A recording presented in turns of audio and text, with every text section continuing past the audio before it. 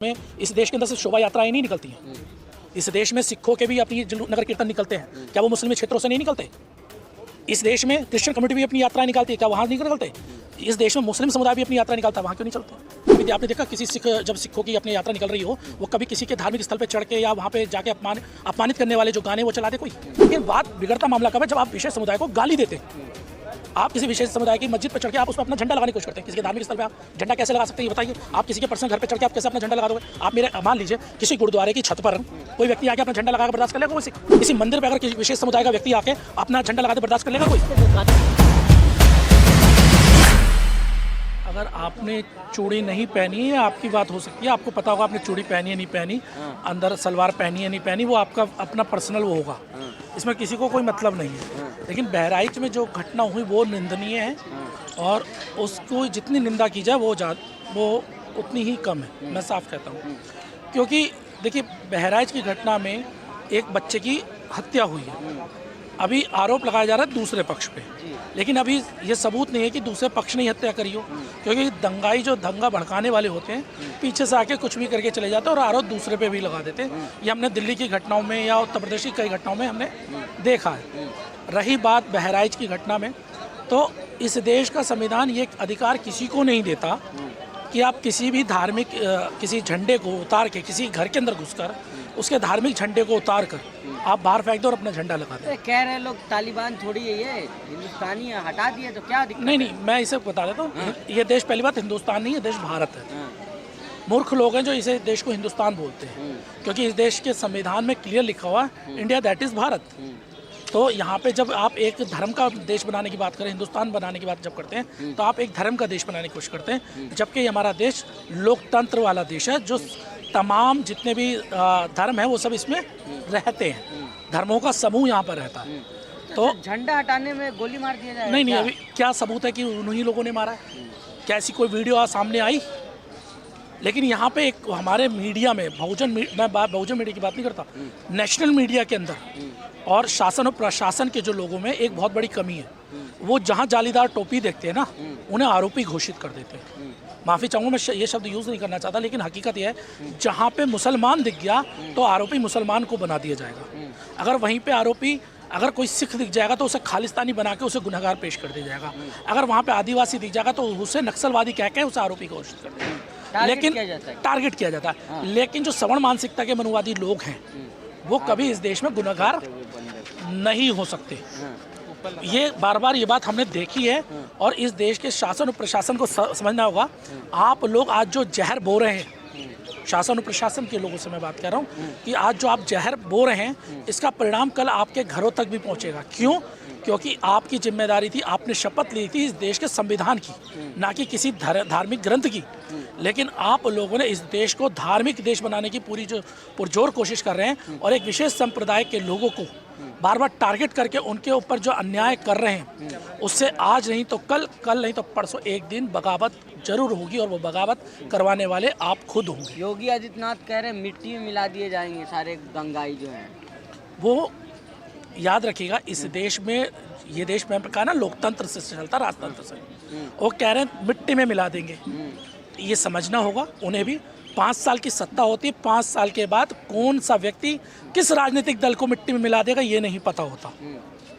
क्योंकि इस देश में आपको मैं साफ कहना चाहता हूँ कि इस देश के अंदर लोकतंत्र चलता है, ना कि राजतंत्र। और अगर लोकतंत्र चल रहा है तो इस बात को समझना होगा, यहाँ पर हर 5 साल बाद वोटिंग होती है। यहाँ पे रानी के पेट से राजा नहीं जन्म लेता, यहाँ पे वो बैलेट पेपर से बच्चा राजा पैदा होता है, वोट से राजा पैदा होता है। तो सत्ता अगर आज आपके पास है, अगर आप दूसरे को धमकाएंगे, कल अगर उसके हाथ में सत्ता आ गई तो वो भी तो आपके साथ ऐसे ही करेगा। तो हम इस देश को एक संप्रभाव जो देश है, यानी मिला हुआ जो देश है तमाम धर्मों का, उसे बनाने की कोशिश करें, ना कि उसे तोड़ने की। लेकिन सर जिस तरह से नारा भी योगी आदित्यनाथ भी मन से कहे कि बटोगे तो कटोगे, इस नारों को किस तरह से देख रहे हैं? वो इस बात से देख रहे हैं क्योंकि अभी जब लोकसभा का चुनाव हुआ तो 37 सीटें वो हार गए। तो 37 सीटें हारने के बाद उन्हें पता लग गया कि दलित समुदाय हो, पहले मुस्लिम समुदाय तो पहले से ही नाराज़ था, दलित समुदाय और उनसे नाराज हो गया, ओबीसी भी थोड़ा बिछड़ गया उनसे, तो उनकी संख्या गिर गई। अब वो इसी को बनाने के चक्कर में अब वो कोशिश ये कर रहे हैं कि कैसे भी करके अब ये जो बाई इलेक्शन हो रहे हैं यूपी के चुनाव में जिसमें उनकी साख लगी पड़ी है ये अपना 10 सीटों से, क्योंकि सीधा अगर ये चुनाव हारते हैं तो योगी की काबिलियत पे प्रश्न चिन्ह उठेगा। योगी के ऊपर प्रश्न चिन्ह उठने का मतलब हिंदुत्व के ऊपर प्रश्न चिन्ह उठना, क्योंकि हुआ था ना अयोध्या में जैसे हारे तो पूरा प्रश्न चिन्ह उठ गया था। तो वो चाहते हैं कैसे भी इसमें धार्मिक उन्माद फैल जाए और धार्मिक के आधार पर वोट ट्रांसफ़र हो और इससे वो अपनी जीत सुनिश्चित कर सके।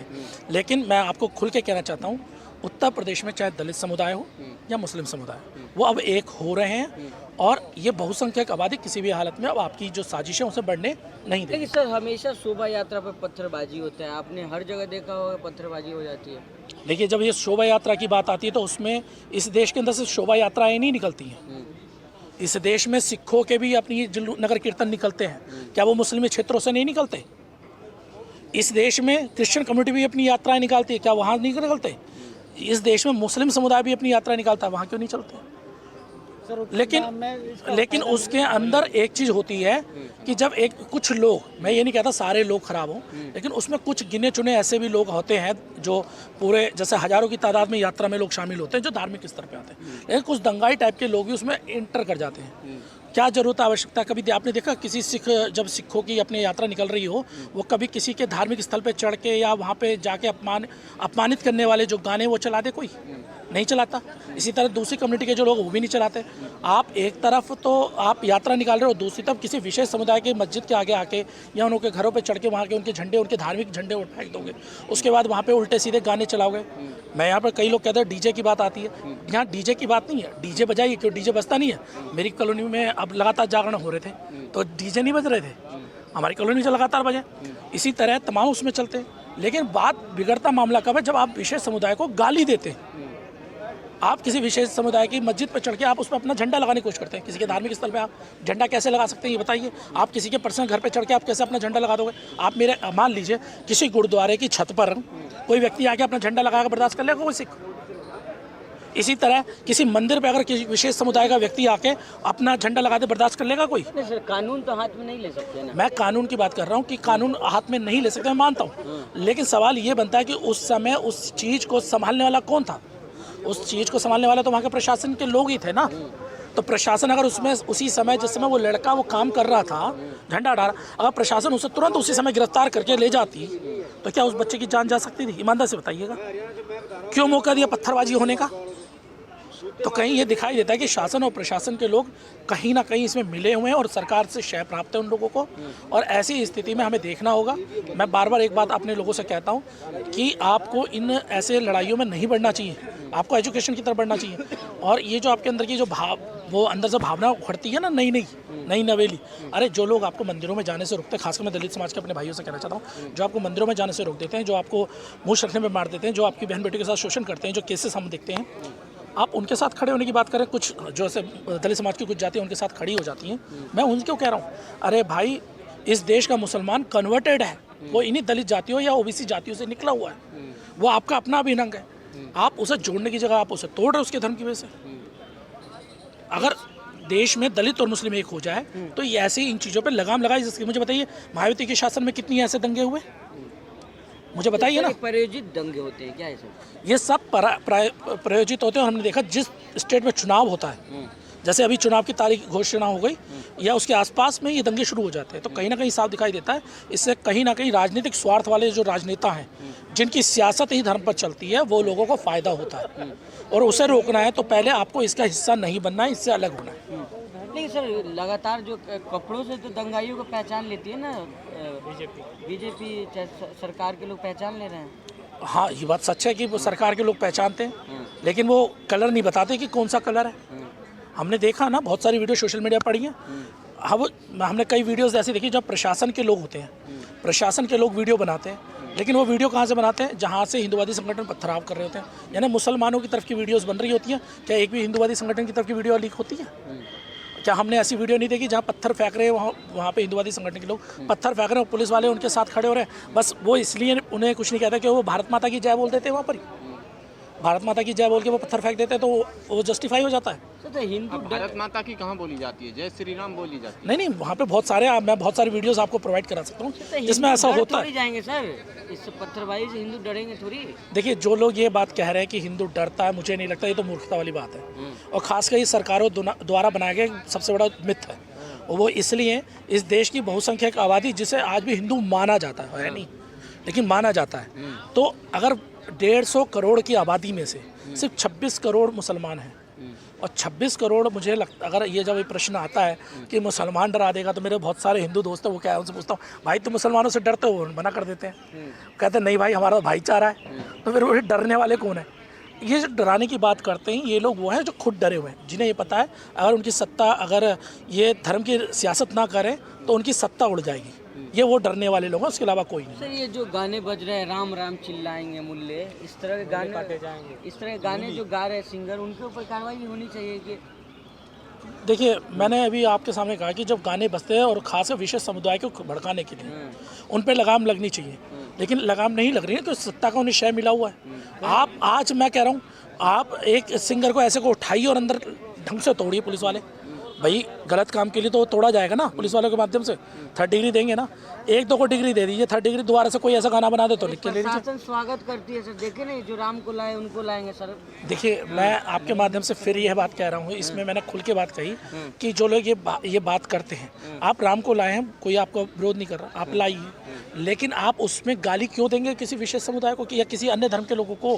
मैं सीधी सी बात कह रहा हूँ, अगर आप गाली दे रहे हैं तो मतलब आप गलत हैं, आप अराजक लोग हैं, और अराजक लोगों पे कार्रवाई होनी चाहिए, नहीं होनी चाहिए? सिर्फ मुसलमानों को सिर्फ आरोपी करना, सिर्फ मुसलमानों को आरोपी बना देना, ये सही नहीं लगता मुझे। और मुझे लगता है, मैं फिर आपके माध्यम से कहूँगा, इसका सिर्फ एक ही समाधान है कि दोनों मिलकर एक दूसरे के साथ, खासकर दलित और मुस्लिम मिलकर, मैं आपको एक समाधान का तरीका बता रहा हूँ, अगर इस पर आपके मीडिया के माध्यम से आवाज़ जाए तो लोगों में प्रश्न उठना चाहिए कि अगर आपको न्याय चाहिए तो एक अच्छी सरकार बनानी पड़ेगी।